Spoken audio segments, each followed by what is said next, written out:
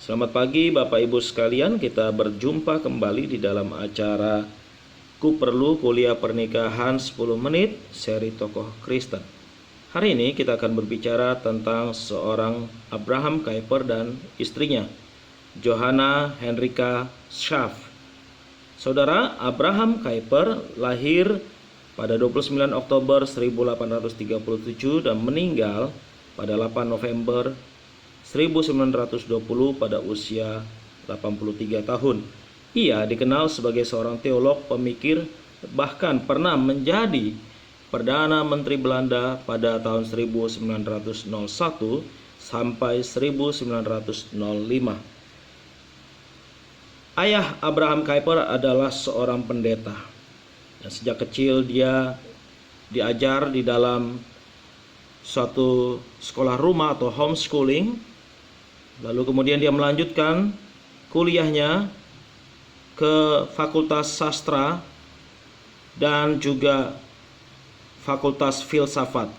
Dan kemudian dia berhasil lulus dengan nilai summa cum laude.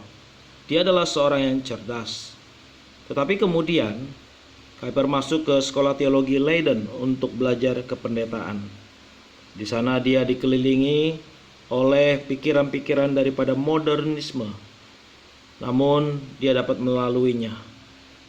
Lalu kemudian dia melayani, ditempatkan di suatu gereja yang cukup besar. Di sana dia melayani dengan baik di gereja dengan aliran Reform. Tetapi kemudian dia sedih sebab gereja ini sudah dipengaruhi paham liberalisme. Akhirnya Kuyper memimpin pemisahan diri dari Netherlands Hervormde Kerk pada tahun 1886. Dia memiliki kesedihan hati dengan hilangnya keunikan reform pada tubuh NHK, sehingga kemudian ia diskors dari gereja tersebut.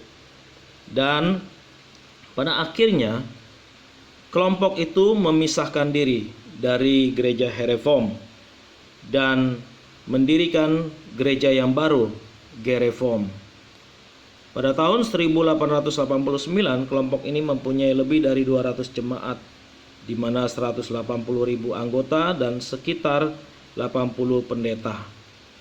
Saudara, pelayanan Kuyper kemudian beralih dari pelayanan gereja menjadi pelayanan ke pemerintah, di mana tahun 1874 dia terlibat di dalam dunia politik dengan memimpin suatu surat kabar dalam jurnalisme sebagai editor, dan kemudian dia masuk di dalam majelis rendah tahun 1877, dan disitulah dia mendirikan satu universitas pada tahun 1880, Free University. Dia terkenal di dalam ucapannya pada waktu inaugurasi universitas yang dipimpinnya, yang dimana ucapannya itu menjadi satu ucapan yang sangat penting di dalam zaman itu sampai saat ini. Dia mengatakan bahwa dalam keseluruhan hamparan kehidupan manusia tidak seinci pun di mana Kristus sebagai satu-satunya pribadi yang berdaulat tidak menyatakan, "Ini milikku." Di dalam pernyataan ini dia menekankan bahwa segala kehidupan manusia tidak lepas daripada kedaulatan Allah, dan setiap yang kita lakukan, bidang-bidang pekerjaan kita lakukan untuk kemuliaan Tuhan. Abraham Kuyper menikah dengan istrinya, Johanna Henrika Schaaf. Istrinya adalah seorang yang sederhana, yang bukan dari berpendidikan terlalu tinggi. Tetapi istrinya adalah seorang yang betul-betul memiliki peran sebagai istri yang baik dalam kesederhanaan. Disinilah letak arti kata sepadan. Sepadan tidak hanya berarti adalah satu pendidikan yang sama-sama tinggi levelnya, Tetapi sepadan berarti memiliki satu hati, satu jiwa yang bersama-sama membangun keluarga di dalam pernikahan. Abraham Kuyper dan istrinya memiliki 5 orang anak laki-laki dan 3 anak perempuan. Dan anak-anak mereka adalah anak-anak yang berhasil di dalam bidang-bidang kehidupan mereka. Saudaraku, pada waktu kemudian istri Abraham Kuyper meninggal di suatu tempat di Swiss pada saat mereka sedang di dalam satu perjalanan. Dan di situ Abraham Kuyper menguburkan istrinya. Dia sangat mengasihi Johanna. Bersyukur kepada Tuhan, mereka memiliki keluarga yang begitu mencintai Tuhan dan begitu mengasihi Tuhan. Abraham Kuyper adalah seorang pemikir yang terkenal dan menulis banyak buku-buku. Dan pengaruh daripada buku-bukunya sangat besar sehingga mempengaruhi dan menjangkau tokoh-tokoh seperti Herman Dooyeweerd, Cornelis Van Til, Francis Schaeffer, Alvin Plantinga, Nicholas Wolterstorff, dan lain sebagainya.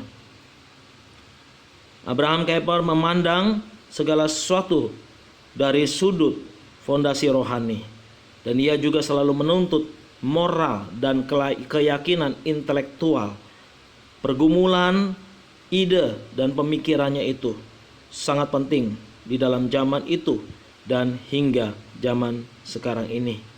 Abraham Kuyper adalah seorang tokoh reform yang dipengaruhi oleh Calvinis, sehingga dia disebut sebagai neo-Calvinis dengan pikiran-pikirannya yang tajam. Dia menyampaikan kuliah-kuliah yang penting di berbagai tempat. Bahkan kemudian ia menjabat sebagai Perdana Menteri Belanda tahun 1901 hingga 1905. Sungguh Tuhan memakai dia di dalam peranannya sebagai Perdana Menteri. Bahkan pada waktu itu, dikala Indonesia dijajah, dia bukan hanya berjuang sebagai seorang negara penjajah, tapi dia juga adalah seorang pemikir Kristen yang mempengaruhi dunia. Abraham Kuyper meninggal pada usia 83 tahun pada tahun 1920. Namun karya-karyanya dikenal di dalam dunia, di mana mempengaruhi keluarga, gereja, dan juga masyarakat. Sehingga pikiran Abraham Kuyper ini adalah satu pikiran yang penting dari sudut Calvinisme. Puji Tuhan, biarlah Tuhan menopang kita dan menyertai kita, sehingga kita boleh dipakai Tuhan sebagaimana Abraham Kuyper di dalam bidang-bidang pekerjaan kita, sebagai dokter, sebagai bisnismen, sebagai dosen, sebagai apapun juga. Amin.